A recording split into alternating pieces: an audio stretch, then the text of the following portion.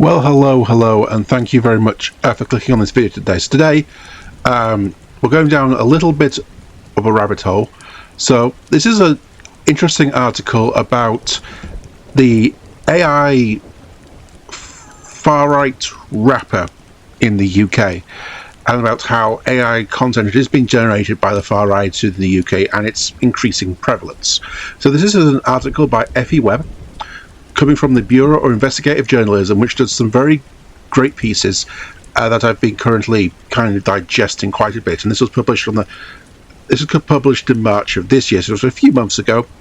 But this story is very interesting and gives you a very good idea and a very good kind of insight into kind of the far right and kind of the tools they use to generate content about themselves and to attract people. So let's get into this. So I will post a link to the full article in the comments, as I often do.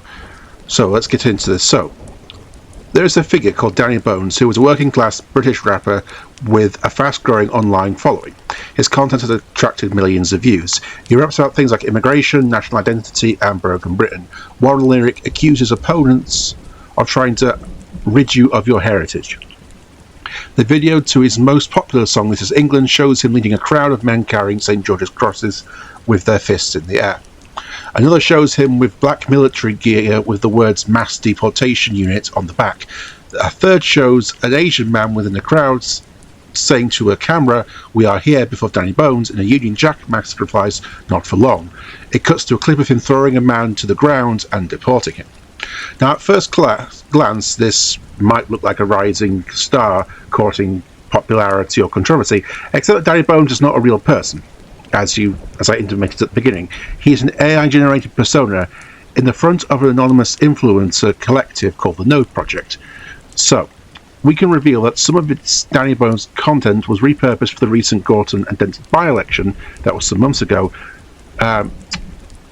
The Dorton and Denton by-election campaign by the far-right party Advance UK, which paid this mysterious Node Project to produce its main campaign video. So the article says that we flagged this to the Electoral Commission, which told us that it is considering the information in line with its remit. It also says that they shared their findings with social media platforms, prompting TikTok to block the Node Project's account and Instagram to remove several of the group's Danny Bones videos. Matteo Bergmani, who runs the political and media literacy organisation Shout Out UK, added to this, "What you can say with pretty much absolute certainty is that this is the first documented case of a registered party in the UK paying for content from an AI influencer who peddles what people often call slopaganda." And Rachel Millward, the deputy leader of the Green Party, which won the by-election, of course told us, that being the Bureau of Investigative Journalism, the rise of the far-right AI-generated content is corrosive to democracy and puts politician safety at risk. So let's go into some of the details of this. So, set up last year by the former Reform co-deputy leader Ben Habib, Advance UK sits to the right of Nigel Farage's party, so it's the far right. Essentially, its policies call for the reversal of asylum grants and residency rights, withdrawal from the European Convention on Human Rights, the repeal of the Human Rights Act and the Equality Act. So just sweeping away any and all progress that has been made in the Equality Act, the Human Rights Act, all that kind of thing. So, in the weeks before the party contested last month when this was written, last month's Gorton Denton by-election in Manchester, a 2-minute video appeared across the social media accounts. It has since been viewed by nearly 250,000 times, and until earlier this week fronted Advance UK's official website as its flagship political video. The video was shown to Advance UK's February conference where the party launched its culture and immigration policies. Habib said that he got a standing ovation from the crowd, or got an ovation from the crowd anyway. It presents a patriotic message of Anglo-Saxon warriors, which is hilarious because the Saxons were originally Germanic and came from the German regions of Europe, so and soldiers fighting the Second World War, and the Beatles crossing Abbey Road. I always love that these anti-immigrant, far-right parties that kind of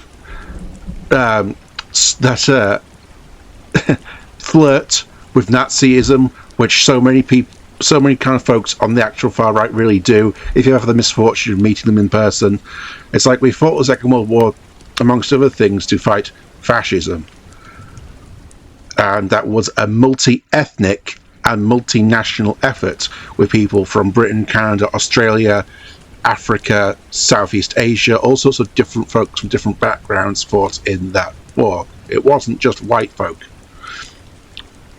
So this is Britain, where freedom was written, says a deep-voiced narrator, built in defiance, paid for in blood.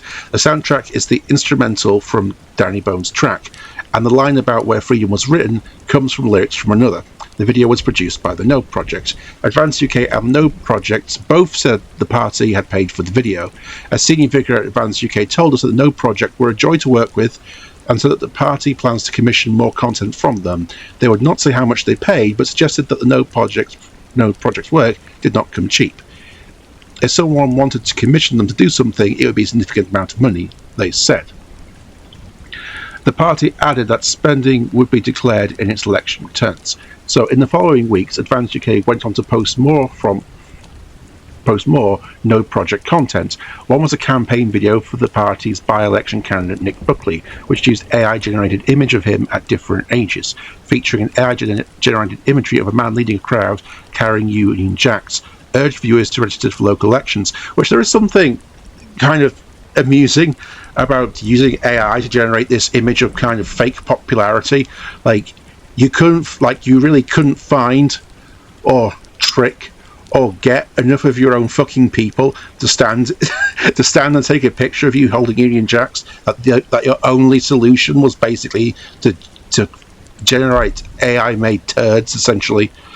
Anyway, and in the actual article itself, which if you go to the website you can look at, it demonstrates one of these clearly AI-generated images, which is a knight holding a Union Jack, which is, again, kind of hilarious, because knights were landed gentry.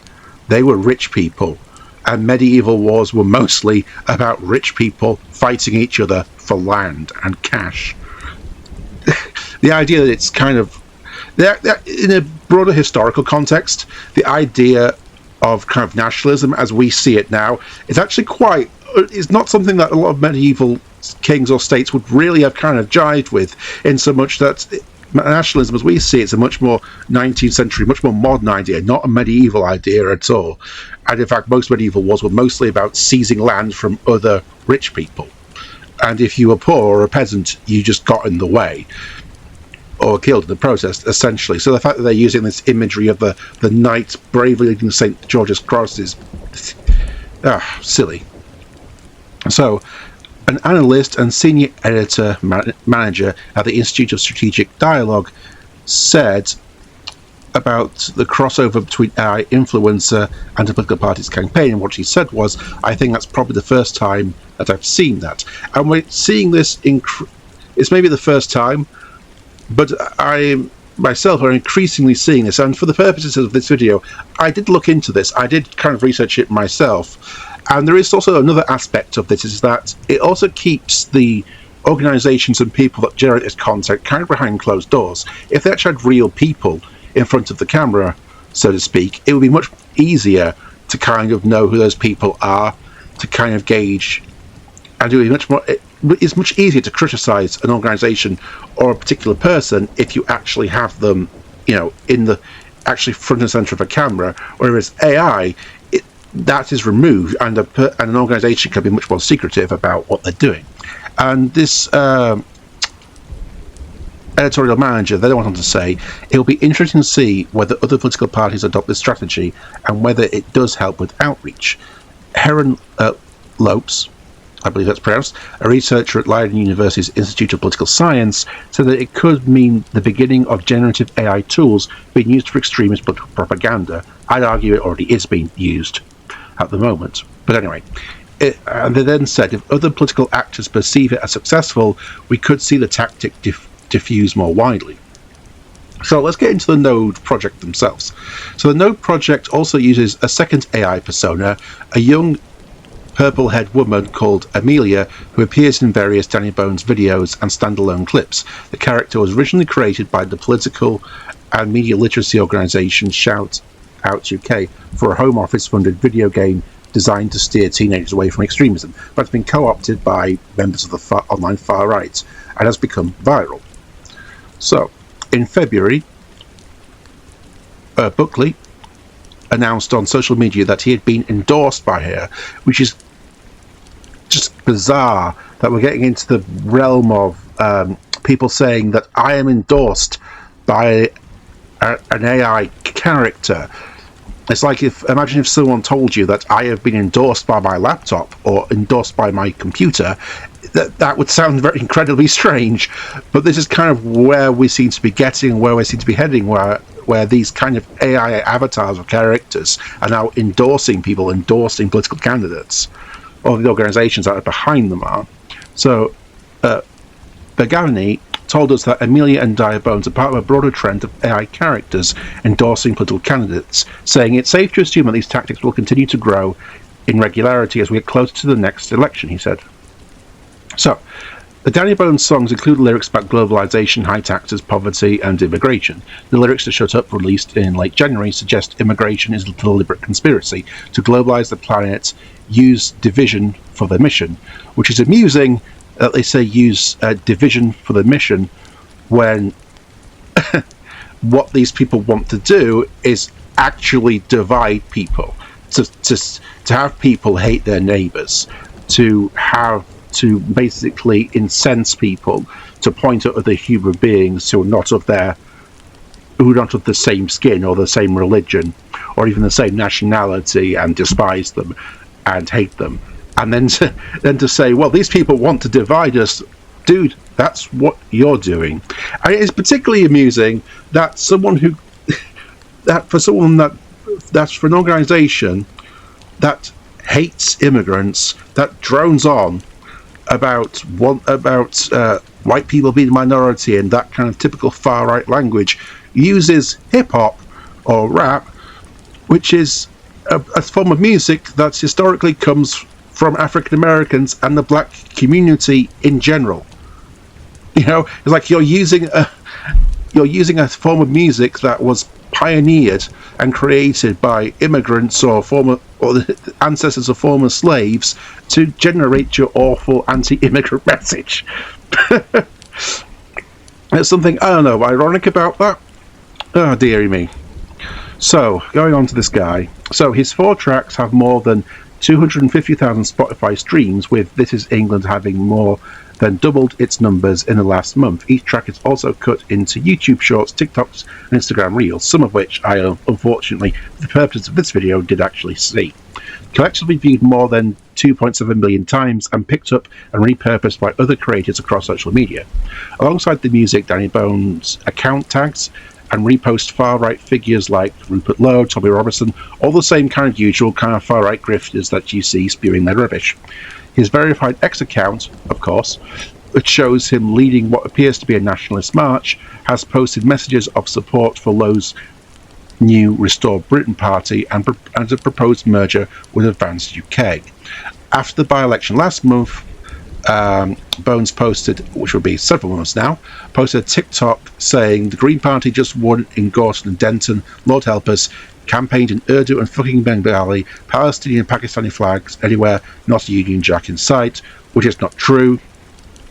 There is always this conspiracy that is put around whenever far-right people actually lose, which they did in Gorton and Denton. They claim it's a conspiracy.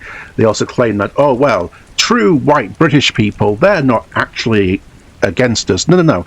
It's people like, it's Pakistanis, it's Palestinians, it's non-white people that are all ganging up and denying us. It's just completely untrue. It's like, dude, not only do people who have Pakistani heritage and Palestinian heritage also not like you, a good amount of white people also hate you. And they dislike you because of of the policies that you do and the policies that you say. So it's not exactly a surprise that those people would vote against you. And anyway, people of those ethnicities have a perfect right to vote as everyone else. All British citizens have a right to vote, irrespective of who they are, what their background is. So fuck off. Not a Union Jack in sight, indeed. So, in another post, a video intercut battle scene clips from historical wars with images of British nationalists in a street of Muslim-owned businesses. Bones addresses the camera directly, saying, "I'm watching my country's culture. Demographics rapidly changed. I'm supposed to be cool with that. Nah, fuck that. This is England. I am England." If you know what you're looking for, you'll probably be able to spot these videos that AI generated. And I looked through these myself, and yeah, I could tell that they were AI generated, because there's always this slight uncanny valleyness to them, which if you've seen that kind of stuff before, you can kind of pick it up. But as the article points out, to an untrained eye, they are neatly edited, they are pretty well produced, so you might not be able to tell that they're... So a person could be tricked quite relatively easily, I think, into thinking this is real. So, and his voice that he uses sounds relatively human, and the production quality of his tracks is okay. And from what I heard is decent enough kind of hip-hop or rap. It's not great, but it's average. So, yeah, and as the article then goes on to say, the material itself is surprisingly straightforward to produce using widely available AI music tools. And they then say that we created stylistically similar tracks with minutes. Before these tools existed, Lopez says, making this kind of music would typically take months. And they're then going to say anyone can produce it. Kids could produce it. So, adding on to this, so Broderick MacDonald, a researcher at the Alan Turing Institute Centre for Emerging Technology and Security, said that music had long played a role in far-right organising, helping to build social trust and a shared culture around a movement. Material is being created with fewer and fewer guardrails, as trust and safety teams are being cut back across the industry, he said, while audio is still the hardest form of content to moderate effectively. So the Node project's TikTok post, for example, has racked up millions of views before they were removed in light of the reporting. But social platforms do not have to remove content altogether, he explained. There are light touch technical options, he said. You can downrank it so fewer people see it, add warning labels, add community notes, or just demonetize it. So, we've talked a lot about this AI-generated ghoul or rapper. So who are actually the Node project? Like, what's their deal? Who are these people? Well, that's actually kind of difficult to work out, but there are a few clues to who they are. So there are a few public clues as to who actually runs the Node project. The site uses a domain privacy service that lists it addressed as a penis museum in Reykjavik, which is a long-running joke in a kind of online circle. So we don't really know where they are, so they could be anywhere on the planet. And then the article says that when we got in touch, it told us it was based in the UK, although by looking up the address, you wouldn't know that. So that's probably a lie. If you are based in the UK, why not just list your address as being in the UK? Don't believe that. So, they then said it's based in the UK and is a creative experiment exploring music, visual storytelling, and emerging AI tools that is currently not generating any meaningful revenue. It said it was run by a small group of creators that was not tied to any label, movement, or organisation. All its correspondence to us was by email, signed simply Node. Advanced UK would not specify who they dealt with. So Advanced UK are keeping quiet and saying, oh, we're not going to say who we talk to or who they are. The organisation themselves are not saying who they are or what they're really about. I find it amusing that they say that they are not tied to any label, movement, or organisation, but you produce videos for a far-right political party and have produced other kind of far-right videos, so you are kind of tied to that movement just by working for them, kind of, aren't you? So that's not really true, but anyway. So, the article notes that they did find one person who appears to be closely connected to the project, a man named AJ. On his Facebook profile, AJ promotes the Node project, links directly to its social channels, and includes a public review of it.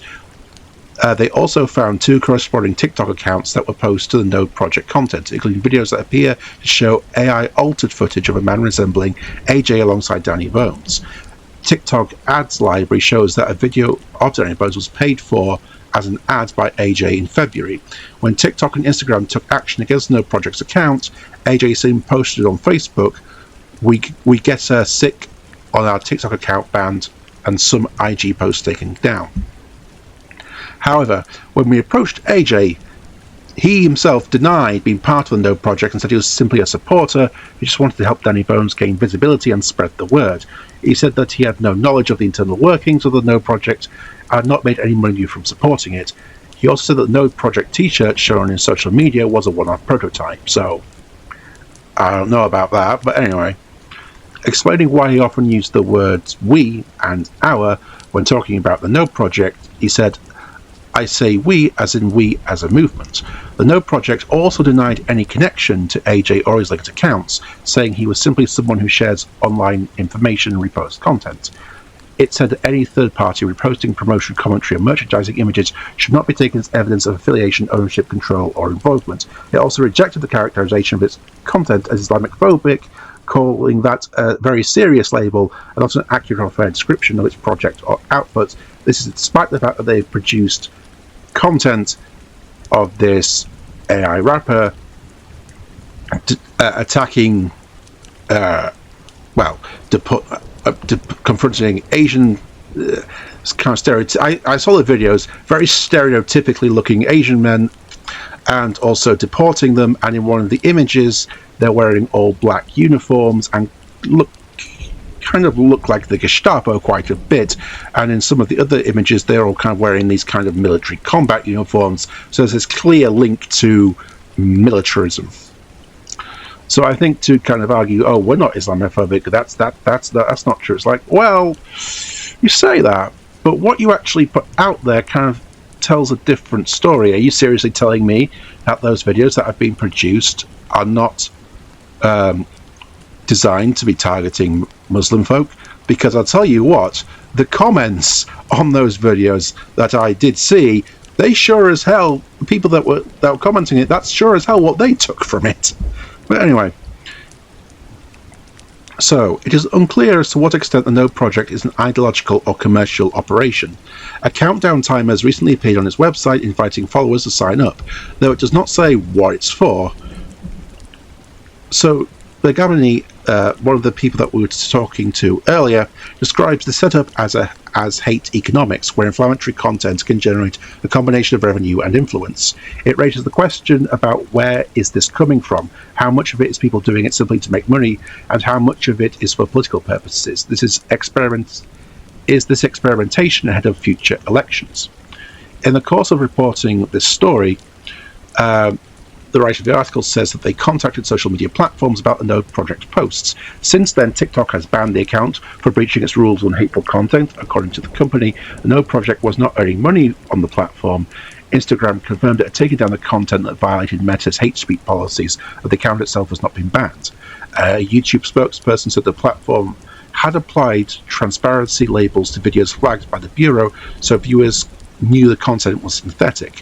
The company said the channel is not part of the YouTube partner program and can't monetize its accounts. Spotify said that the Danny Bones tracks went through a human review and did not break the rules. The company said that AI artists is eligible to earn money on the platform, where songs begin generating payouts once they pass 1,000 plays. And the Electoral Commission told the Bureau it expects campaigners to use AI-generated content in a way that does not mislead voters and to label it clearly so that voters know that it has been created. But it said it has no role in regulating that content. A spokesperson said they would not give further information when they're looking into the matter. So, taking all of this together, trying to summarize, in this channel we've delved quite recently into far-right kind of content quite a bit, and it is interesting that from what these platforms said, it doesn't seem like they were generating much money or any money from these kind of videos, though they may have other lines of money. They certainly got some money from Advanced UK.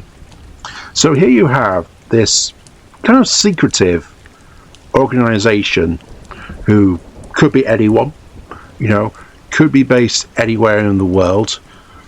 They could be doing it for political reasons. They could just be in it for the grift, for generating money, essentially, who's creating this far-right content. And one thing that you do find is when you look into into the far-right content, whether it be AI-generated content like this, or content that you find on places like Facebook and other places, is once you actually start to track down or try and find out who is actually making it, it's surprisingly difficult for people that want to talk about things like identity. They sure as hell are very keen to hide theirs, and this goes into the issue of transparency. You can say what you like within reason. Like obviously if you want to incite people to murder people, then that's a step too far. But barring that, you can say what you like. But I think that the public does have an interest and does have a right, when there is political campaigning, political content being made, people have a right to have an idea as to who exactly it is making it, because who is making this content can actually be a comment on the content itself and can add a degree of context from it. How do we know that any of this is not just being made by a foreign entity or like some kind of foreign intelligence agency? It's not impossible.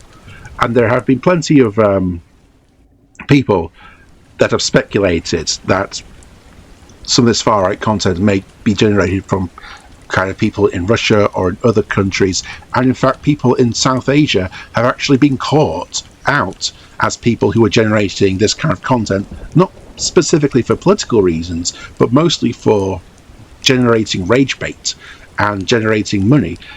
And if you don't know that, if you are someone that is looking at content and thinking, oh, this is being generated in good faith, and then you find and you're unaware that no, this person doesn't even believe anything that they're saying and is actively lying about what they're saying and is just doing it to create money, that is in the public interest to know. And that's why reporting and trying to investigate these kinds of things has a public value to it. And that is something that I commend this journalist for doing. And it's something that I myself am going to try and continue to kind of talk about, amongst other things. So anyway, I hope you enjoyed this slightly longer video today, and I will catch you later. So you have a good day, and I'll see you later. So, bye-bye.